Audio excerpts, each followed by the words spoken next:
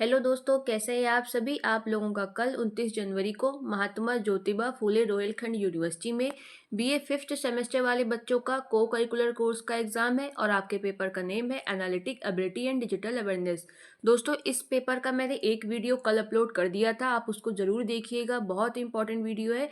और ये आपके पेपर का सेकेंड वीडियो है, आज मैं अपलोड कर रही हूँ और इससे क्वेश्चन आपके पेपर में ज़रूर आएगा। और जो फर्स्ट वीडियो मैंने कल अपलोड किया था, उस वीडियो का लिंक मैं आपको इस वीडियो के डिस्क्रिप्शन बॉक्स में दे दूंगी, तो आप दोनों वीडियो आराम से देख लीजिएगा। चलिए अब हम लोग अपने क्वेश्चन स्टार्ट करते हैं। हम लोग का पहला क्वेश्चन है, क्योंकि कल मैंने 50 क्वेश्चन अपलोड कर दिए थे, ये 51 नंबर का क्वेश्चन है। इसमें आपको रीजनिंग का क्वेश्चन है, बताना है कि यहाँ पे कौन सा अंक आ सकता है। तो आप ध्यान से देखिए, 26 और 5 लिखा है, यानी 5 का स्क्वायर क्या होता है? 5 का स्क्वायर 25 होता है। एक इसमें जोड़ा गया है, तब हमें मिला है 26। इसी तरह हम लोग 65 से देख लेंगे। 65 बताइए किसके स्क्वायर के पास होता है? 8 के स्क्वायर के। 8 का स्क्वायर बताइए क्या होता है? 8 का स्क्वायर होता है 64। इसमें आप एक जोड़ेंगे तो 65 आपको मिल जाएगा, इसलिए इसका राइट आंसर होगा 8। नेक्स्ट क्वेश्चन है हमारा, निम्नलिखित में से कौन सा साइबर अपराध नहीं है? ऑप्शन फर्स्ट आपका ऑनलाइन धोखाधड़ी, पासवर्ड का अनुमान लगाना, ऑनलाइन किताबें खरीदना या वायरस बनाना। तो इसका राइट आंसर है ऑनलाइन किताबें खरीदना आपका साइबर अपराध नहीं है, बाकी ये तीनों आपके साइबर अपराध में आते हैं। दोस्तों, आपका अगला क्वेश्चन है, प्रोसेसर की गति मापने के लिए इकाई क्या है? यानी जो प्रोसेसर है उसकी गति नापने के लिए आप किस इकाई का यूज करते हैं? तो ऑप्शन बी आपका एकदम राइट आंसर है। और प्रोसेसर की गति को हम लोग क्लॉक स्पीड भी कहते हैं। अब आप देखिए, इससे 3 क्वेश्चन और पूछे जा सकते हैं। कैसे? भाई, प्रोसेसर की गति को नापने के लिए आपने देख लिया कि बी का इस्तेमाल करते हैं, ऑप्शन बी का। लेकिन आपसे पूछ सकता है कि डेटा ट्रांसफर दर मापने के लिए किसका यूज करते हैं? तो बीपीएस का, बिट्स पर सेकेंड का। और पूछ सकता है क्वेश्चन के प्रिंटर और स्कैनर के लिए रिजोल्यूशन नापने के लिए हम लोग किसका यूज करते हैं? तो डीपीआई का, डॉट्स पर इंच। नेक्स्ट क्वेश्चन इससे बन सकता है कि प्रिंटर की गति को मापने के लिए किसका यूज कर सकते हैं? पीपीएम, इसका फुल फॉर्म होता है पेजेस पर मिनट। अब आपका जो अगला क्वेश्चन है वो रीजनिंग से पूछा गया है। अंग्रेजी वर्णमाला में बाईं ओर से 14वें अक्षर के दाईं ओर 5वां अक्षर कौन सा है? इस क्वेश्चन को करने के लिए बहुत ही सिंपल ट्रिक है, बस आप ध्यान से देखिए। थोड़ा सा मैं इसको जूम कर लेती हूँ। इस तरह के क्वेश्चन को करने के लिए ये थोड़ा सा पहले आप बेसिक देख लीजिए, जिसके बाद आपको ये क्वेश्चन आराम से समझ आ जाएगा। सबसे पहले देखिए, अगर आपने जो आपकी ABCD होती है, ABCD dash dash dash X Y और जेड, ठीक है, XYZ, तो इधर से इसको लेफ्ट साइड लेते हैं और इधर से आपका राइट लिया जाता है। सबसे पहले तो आप ये देख लीजिए। यानी अगर आपसे पूछेगा कि अंग्रेजी वर्णमाला में बाईं ओर से तीसरा अक्षर कौन सा है, तो आप कहेंगे C। और अगर पूछे दाईं ओर से दूसरा अक्षर कौन सा है, तो आप कहेंगे Y। या पूछे दाईं ओर से तीसरा अक्षर कौन सा है, तो आप कहेंगे Z। अब आपको समझ आ गया होगा कि इधर से आपका लेफ्ट होता है और इधर से आपका राइट होता है। अब हम लोग इस क्वेश्चन की बात करते हैं। इसकी मैं आपको शॉर्ट ट्रिक बताऊंगी, बहुत ही इजी वे में आपका इसको हल हो जाएगा। जब भी आपको बायां या दायां दिया जाए, यानी जब आपको क्वेश्चन में अपोजिट दिया जाए, यानी कि लेफ्ट और राइट की बात करें, लेफ्ट और राइट की, तो आप इसे जोड़ देंगे। जब भी आपको राइट और लेफ्ट दे, तब भी आप इसे जोड़ देंगे। जब आपको लेफ्ट और लेफ्ट दे, तब आप घटाएंगे। और राइट राइट में भी आप इसे घटा देंगे। अब आपके क्वेश्चन में क्या क्या दिया गया है? बायां और दायां। बाएं ओर से क्या बोला गया है आपको? बाएं ओर से बोला गया है 14वां, और दाईं ओर से कितना बोला गया है? 5वां। ये जुड़ जाएगा तो आपका होगा 19वां अक्षर। अब आप सोचेंगे कि 19वां अक्षर हमें दाएं से बताना है या बाएं से? तो क्वेश्चन में आपको जो फर्स्ट नंबर पे दिया हो सबसे पहले, उसी की तरफ से आपको बताना होता है। तो यहाँ पे आपको बाईं ओर से 19वां अक्षर बताना है, यानी कि इस तरफ से आपको आपको 19वां बताना है। तो इस तरफ से 19वां अक्षर कौन सा होता है? एस। राइट आंसर आपका ऑप्शन डी होगा। दोस्तों, एक काम बस आप करिएगा, जब आप कल पेपर देने जाइएगा तो सबसे पहले इनकी नंबरिंग लिख लीजिएगा। जैसे इधर से ये 1 2 3 4, और आपका एक्स का होता है 24, वाई का 25 और जेड का 26, ऐसे नंबरिंग कर लीजिएगा। और फिर उल्टी साइड से भी लिख लीजिएगा। जैसे जेड का राइट तरफ से होगा 1, वाई का 2, इसका 3, और ऐसे ही आपका डी का हो जाएगा 23, और सी का 24, बी का 25 और ए का 26। तो ये आपकी नंबरिंग होगी राइट साइड से, और ये वाली आपकी 1 2 3 जो ऊपर मैंने की, ये होगी लेफ्ट साइड से। ये कर लीजिएगा, बस क्वेश्चन आपका इजी वे में हो जाएगा। अब हमारा जो अगला क्वेश्चन है, ये भी आपका रीजनिंग से ही पूछा गया है। सबसे पहले देखिए क्या पूछा गया है, रोड को ये लिखा गया है, तो स्वान को क्या लिखा जाएगा? अब आप पहले रोड की नंबरिंग कर लीजिए। आर की बताइए कितनी होगी? आर की होती है 18, ओ की कितनी होगी? 15, और आपकी ए की मतलब ए की होगी 1 और डी की होगी 4। अब आप यू आर डी जी की नंबरिंग कर लीजिए इसकी। तो यू की कितनी होती है आप बताइए, 21, और आर की 18, डी की 4 और जी की 7। अब आप देख सकते हैं कि 3-3 सब में जोड़ा गया है। 18 में 3 21, 15 में 3 जोड़ो तो 18, 1 में 3 जोड़ो तो 4 और 4 में 3 जोड़ो 7, यानी ये जो आपकी नंबरिंग की गई है। एक सेकंड रुकिएगा, स्क्रीन को थोड़ा जूम कर लेते हैं, फिर आपको अच्छे से समझाते हैं। आर से यू कैसे मिला है, +3 करके, और ओ से आर कैसे मिला है, +3 करके। उसी तरह ए से डी कैसे मिला है, +3, और डी से जी कैसे मिला है, +3 करके।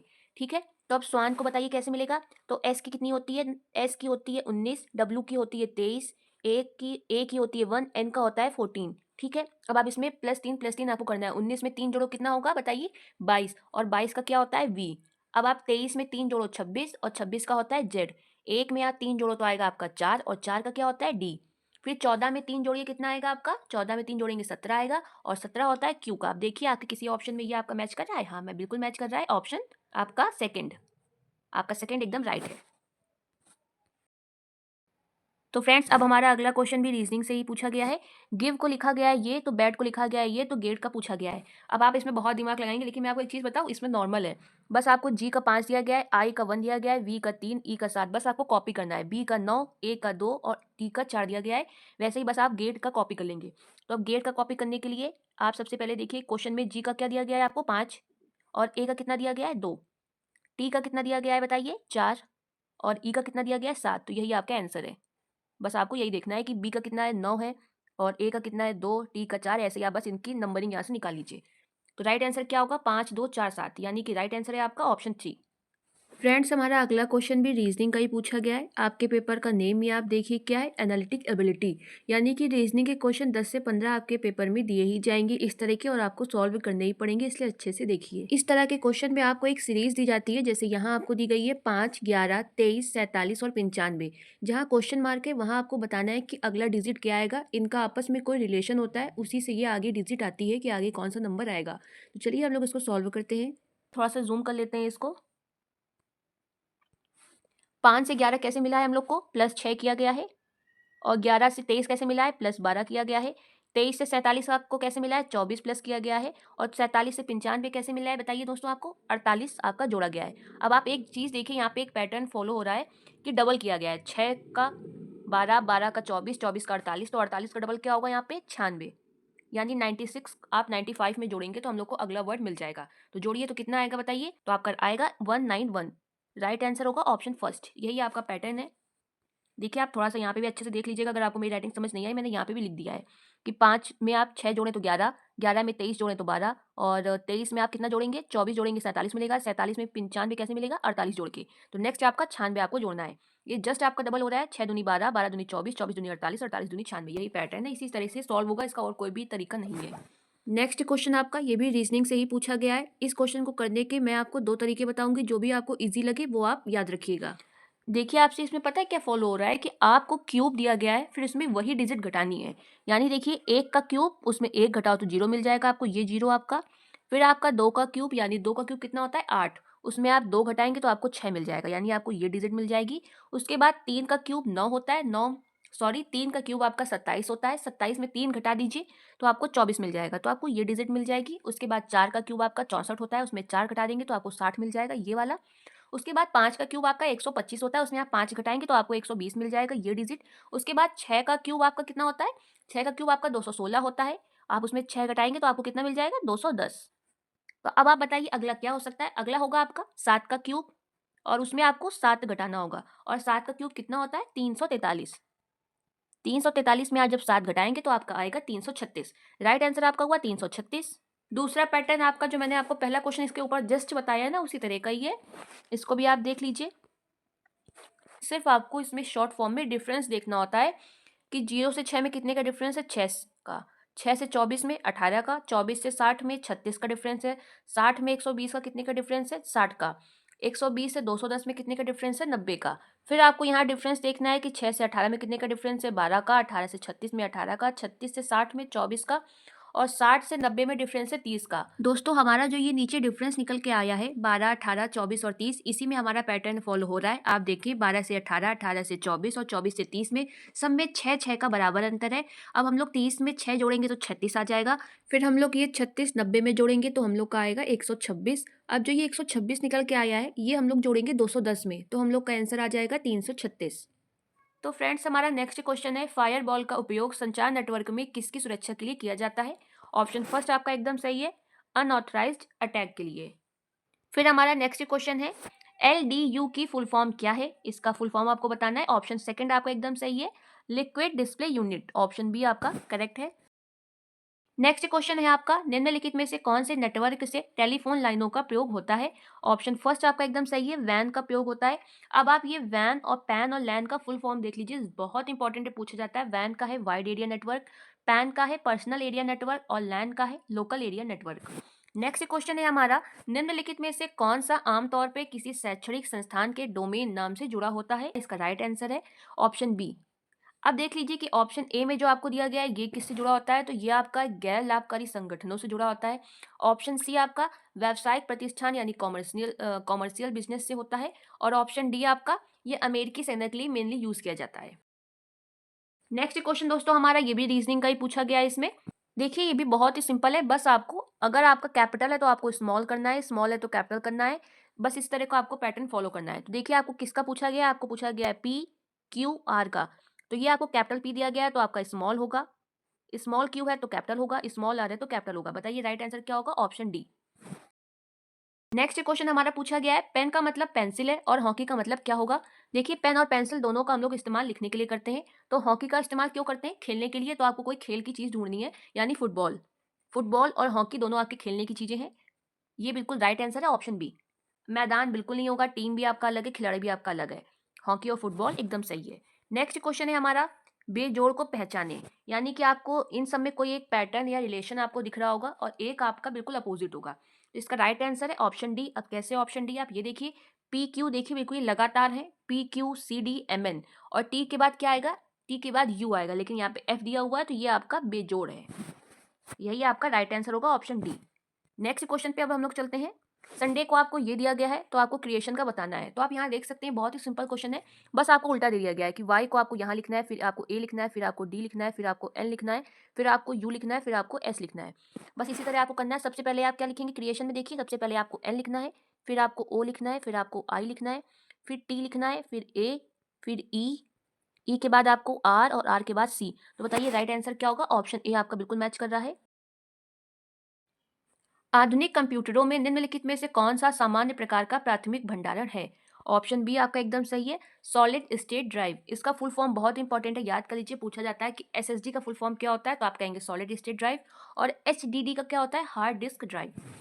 नेक्स्ट क्वेश्चन है दोस्तों हमारा, कंप्यूटर सिस्टम में सहायक मेमोरी का प्राथमिक उद्देश्य क्या है? इसका राइट आंसर है आपका ऑप्शन डी, प्रोग्राम और डेटा के लिए दीर्घकालिक भंडारण प्रदान करना। To provide long term storage for programs and data. Option D आपका एकदम करेक्ट है। नेक्स्ट क्वेश्चन है आपका, किस प्रकार की सहायक मेमोरी का उपयोग आमतौर पर डेटा और प्रोग्राम को संग्रहित करने के लिए किया जाता है जिन्हें कंप्यूटर या उपकरणों के बीच ले जाने की आवश्यकता होती है? इसका राइट आंसर है option B, USB flash drive. Next question है आपका, कंप्यूटर में ऑपरेटिंग सिस्टम OS का प्राथमिक उद्देश्य क्या है? हार्डवेयर संस्थानों का प्रबंधन करना। Option B. नेक्स्ट क्वेश्चन है हमारा, एक ऑपरेटिंग सिस्टम की एक समय में एक से अधिक एप्लीकेशन चलाने की क्षमता को क्या कहा जाता है? आप देखते होंगे कि जब आप कंप्यूटर पे काम करते हैं तो आप एक साथ बहुत सारे एप्लीकेशंस खोल सकते हैं, वैसे ही आप फोन पे भी कर सकते हैं। तो इस क्षमता को क्या कहा जाता है? तो मल्टीटास्किंग। ऑप्शन डी एकदम करेक्ट है। नेक्स्ट क्वेश्चन है आपका, CPU क्षमता को मापा जा सकता है किससे? Option B, MIPS। इसका फुल फॉर्म जरूर देख लीजिएगा, millions of instructions per second. Next question है आपका, GUI का पूरा नाम क्या है? इसका फुल फॉर्म आपसे पूछा गया है, GUI का graphical user interface. Option B आपका एकदम करेक्ट है। नेक्स्ट क्वेश्चन है आपका, IBM ने अपना पहला पर्सनल कंप्यूटर IBM PC कब लॉन्च किया था? इसका राइट आंसर है ऑप्शन डी, 1981 में। फ्रेंड्स आपका नेक्स्ट क्वेश्चन पूछा गया है कि आपको फुल फॉर्म दिए गए हैं, इनमें कौन सा फुल फॉर्म इन्होंने आपको गलत दिया है। क्वेश्चन पढ़िए, निम्नलिखित में से कौन सा परिवर्णी शब्द इसके पूर्ण रूप से गलत मेल खाता है? तो इसका राइट आंसर है ऑप्शन सी, ये इन्होंने आपको गलत दिया है, बाकी आपके ये तीनों सही दिए गए हैं। ATM का full form automatic teller machine. SIM का क्या होता है? Subscriber identify module. जीआईएस का फुल फॉर्म क्या होता है? Geographic information system. अब गलत कौन सा है? जीपीएस। तो जीपीएस का आप सही देख लीजिए, ग्लोबल पोजिशनिंग सिस्टम। इन्होंने आपको सेंसर दिया है, सेंसर की जगह क्या होगा? सिस्टम।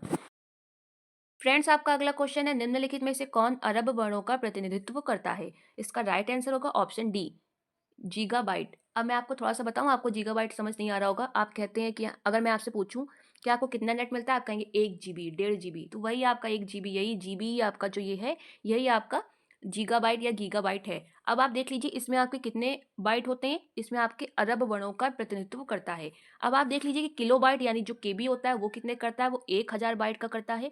और एमबी आपका कितने का करता है? यानी मेगाबाइट 10 लाख बाइट का करता है। फिर आपका टेराबाइट यानी टीबी कितने का करता है? 1 ट्रिलियन बाइट्स का करता है। बहुत इंपॉर्टेंट है, इसको कहीं नोट कर लीजिएगा, फिर रख लीजिएगा। नेक्स्ट क्वेश्चन है, एक नया लैपटॉप तैयार किया गया है जो पिछले लैपटॉप मॉडल की तुलना में कम वजन वाला, छोटा है और कम बिजली का प्रयोग करता है। इसे पूरा करने के लिए निम्न में से किस तकनीक का उपयोग किया गया है? दोस्तों, आपसे ये पूछना चाह रहा है कि इन्होंने एक नया लैपटॉप बनाया है जो कि बहुत हल्का है और कम बिजली खाता है, तो इसमें किस तकनीकी का यूज किया गया है? तो इसमें किया गया है option D, solid state drive.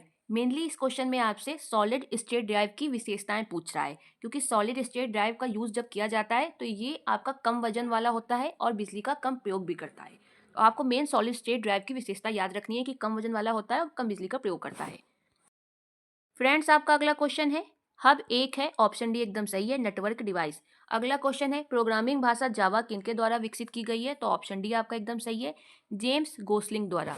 Next question है आपका, निम्नलिखित में से कौन सा एप्लीकेशन सॉफ्टवेयर है? तो आपका जो एप्लीकेशन सॉफ्टवेयर है वो है ऑप्शन डी, ग्राफिक सॉफ्टवेयर। और आपका ए बी सी जितने भी हैं ये आपके ऑपरेटिंग सिस्टम है, यानी सिस्टम सॉफ्टवेयर है, लेकिन एप्लीकेशन सॉफ्टवेयर आपका सिर्फ ऑप्शन डी है। नेक्स्ट क्वेश्चन है आपका, कार्ड नंबर, व्यक्ति पहचान और खाता उपयोगकर्ता नाम और पासवर्ड प्राप्त करने का धोखाधड़ी पूर्ण कार्य है, मतलब कि उसको क्या कहते हैं? ऑप्शन डी आपका एकदम सही है, फिशिंग। फिशिंग में क्या होता है कि जो ब्लैक मेलर होते हैं वो आपका कार्ड नंबर, व्यक्ति पहचान, आपका अकाउंट नंबर, पासवर्ड ये सब जानने की कोशिश करते हैं और आपके अकाउंट से रुपए उड़ा देते हैं। नेक्स्ट क्वेश्चन है, DASD में ए का पूर्ण रूप क्या है? तो DASD का फुल फॉर्म देखें, डायरेक्ट एक्सेस स्टोरेज डिवाइस, ये आपका फुल फॉर्म होता है। और एक्सेस का हिंदी मीनिंग क्या है? पहुंच होती है। इन्होंने आपको कंफ्यूज करने के लिए यहाँ पे कहीं पे भी एक्सेस नहीं दिया है, इन्होंने हिंदी मतलब यानी पहुंच का इंग्लिश वर्जन आपको दिया है, रीचेबल। इसलिए राइट आंसर है ऑप्शन सी, पहुंच योग्य। नेक्स्ट क्वेश्चन है आपका, निम्नलिखित में से कौन सा एंटीवायरस सॉफ्टवेयर है? इसमें आपको बताना है कौन सा एंटीवायरस सॉफ्टवेयर है। ऑप्शन सी आपका एकदम सही है, नॉर्टन। दोस्तों, आपका अगला क्वेश्चन है, एक प्रोग्राम जो हार्डवेयर उपकरणों को सॉफ्टवेयर इंटरफेस प्रदान करता है उसे क्या कहा जाता है? ऑप्शन सी आपका एकदम सही है, डिवाइस ड्राइवर। नेक्स्ट क्वेश्चन है आपका, निम्नलिखित में से कौन सा सिस्टम सॉफ्टवेयर नहीं है? आपको बताना है नहीं है, सिस्टम सॉफ्टवेयर है ये नहीं पूछा गया, कौन सा नहीं है। राइट आंसर है option C, word processor. Word processor आपका एप्लीकेशन सॉफ्टवेयर है, बाकी आपका ए बी और डी सिस्टम सॉफ्टवेयर है, लेकिन पूछा क्या गया है? सिस्टम सॉफ्टवेयर नहीं है, तो इसलिए ऑप्शन सी आपका एकदम सही है। नेक्स्ट क्वेश्चन है आपका, ईमेल पते में दूसरा भाग होस्ट का नाम होता है, इसे और क्या कहा जाता है? सबसे पहले आप एक चीज देखें कि जो आपकी मेल आईडी होती है वो दो भागों में होती है, जैसे कि ramkumar@, ये आपका @ दिया हुआ है, फिर gmail.com होती है। तो जो आपका ये @ होता है ये आपकी मेल आईडी को दो भागों में बांटता है। देखिए मैंने यहाँ पे लिखा भी है कि ईमेल पते को दो भागों में बांटा जाता है जिन्हें चिन्ह द्वारा अलग किया जाता है। जो आपका पहला पार्ट है ये राम कुमार, ये आपका होता है यूजर नेम, और ये gmail.com जो लिखा हुआ है ये आपका होता है डोमेन नाम। पहला भाग कहलाता है यूजर नेम और दूसरा भाग क्या कहलाता है? डोमेन नाम। मुझे उम्मीद है अब आपको ये क्वेश्चन समझ आ गया होगा, तो चलिए अब आप क्वेश्चन पढ़ के बताइए कि उसका आंसर क्या होगा। ईमेल पते में दूसरा भाग होस्ट का होता है, इसे क्या कहते हैं? डोमेन नाम।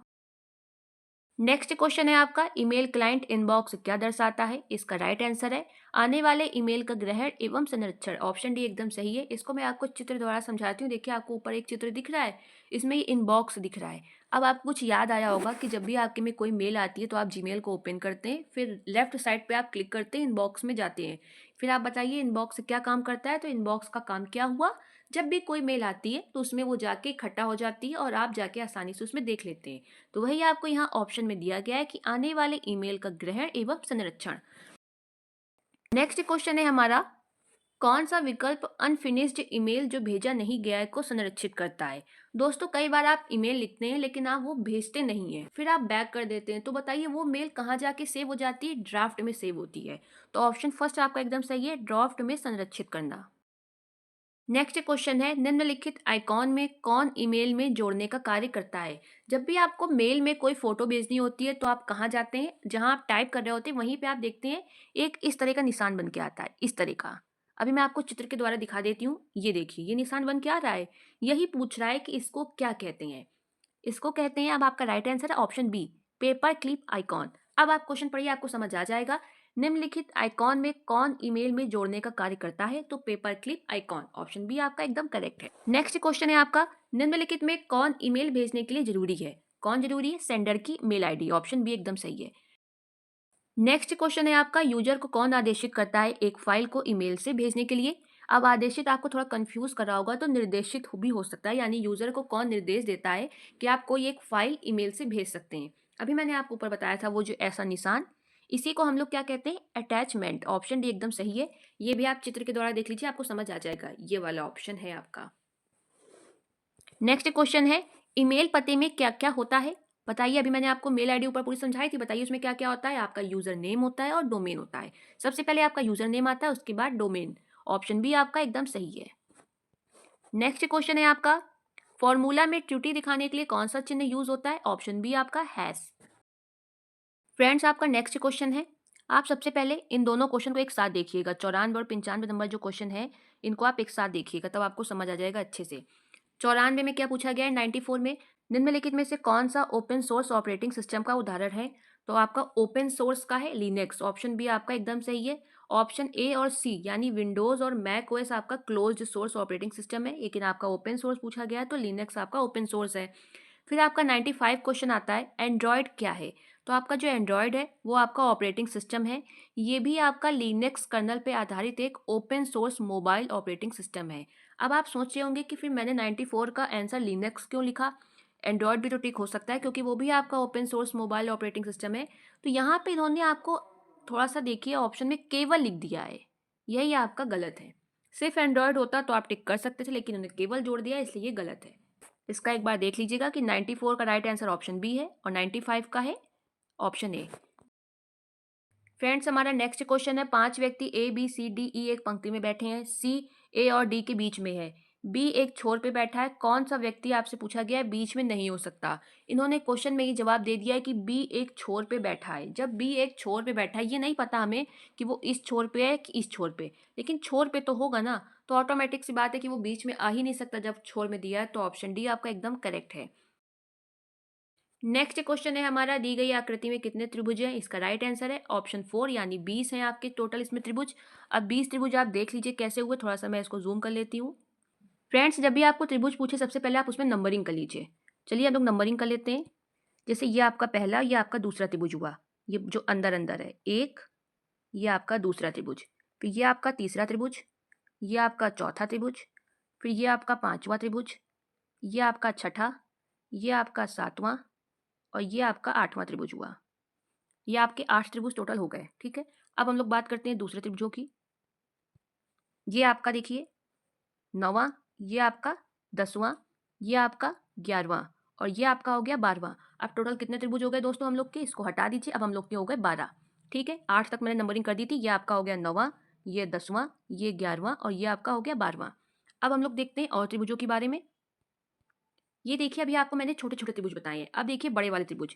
जैसे आपका एक, तो ये पूरा हुआ एक, ये आपका हुआ दो, ये आपका हुआ तीन और ये हुआ आपका चौथा त्रिभुज। तो ये बड़े कितने हो गए? आपके चार मिला के आपके बड़े भी हो गए। अभी इसमें और भी त्रिभुज बन रहे हैं, वो देखिए। एक आपका देखिए बन रहा है ये पूरा, ये मैंने अभी आपको नहीं बताया था, देखिए ये पूरा। और एक बन रहा है आपका ये पूरा, और ऐसे ही आपका एक बन रहा है ये पूरा, देखिए ऐसे, ये पूरा। अब बताइए आपके कितने त्रिभुज हो गए टोटल? ये भी आपके चार हो गए। तो टोटल आपके हो गए 20 त्रिभुज। ऐसे आपके 20 त्रिभुज निकल रहे थे। मुझे उम्मीद है आपको समझ आ गया होगा। एक बार आप वापस से देखिएगा, आपको पूरा समझ आ जाएगा कि कितने त्रिभुज हुए। नेक्स्ट क्वेश्चन है हमारा, निम्नलिखित में से कंप्यूटर की प्रोसेसिंग यूनिट कौन सी है? सीपीयू, मेमोरी, ग्राफिक कार्ड या मदरबोर्ड? राइट आंसर है आपका सीपीयू। अगला क्वेश्चन है हमारा, निम्न में से कौन आपका इनपुट डिवाइस है? मॉनिटर है कि कीबोर्ड है, प्रिंटर है या स्पीकर है? तो इनपुट यानी जिससे आप कंप्यूटर में टाइप करके चीज़ें भेजते हैं, यानी कीबोर्ड। ऑप्शन बी आपका एकदम सही है, इनपुट डिवाइस है आपका कीबोर्ड। नेक्स्ट क्वेश्चन है, एएलयू का मुख्य कार्य क्या है? एएलयू का पर सबसे पहले आप फुल फॉर्म देखिए, अर्थमेटिक लॉजिक यूनिट। अब अर्थमेटिक है तो मतलब कुछ गणित का काम होगा। अब लगाइए इसका दिमाग आप, इसमें कौन सा होगा आंसर? ऑप्शन फर्स्ट, अंक गणितीय और तार्किक संचालन। तो फ्रेंड्स ये थे आपके पूरे 100 क्वेश्चन। मैंने हर क्वेश्चन का आपको अच्छे से आंसर दिया है, आपको समझाया है। अगर नहीं भी समझ आ रहा या आपको लग रहा है कि इस क्वेश्चन का ये आंसर नहीं हो सकता, ऑप्शन बी होगा, ऑप्शन सी होगा, तो आप मुझे कमेंट कर दीजिएगा। उसमें आपको बिल्कुल भी संकोच की कोई बात नहीं है, मैं वापस से उस कमेंट पे रिप्लाई करूंगी और आपको अच्छे से एक्सप्लेन कर दूंगी। इसके अलावा कहीं कोई क्वेरी हो मुझे कमेंट करिए, रिप्लाई मैं डेफिनेटली करती हूँ। वीडियो देखने के लिए धन्यवाद।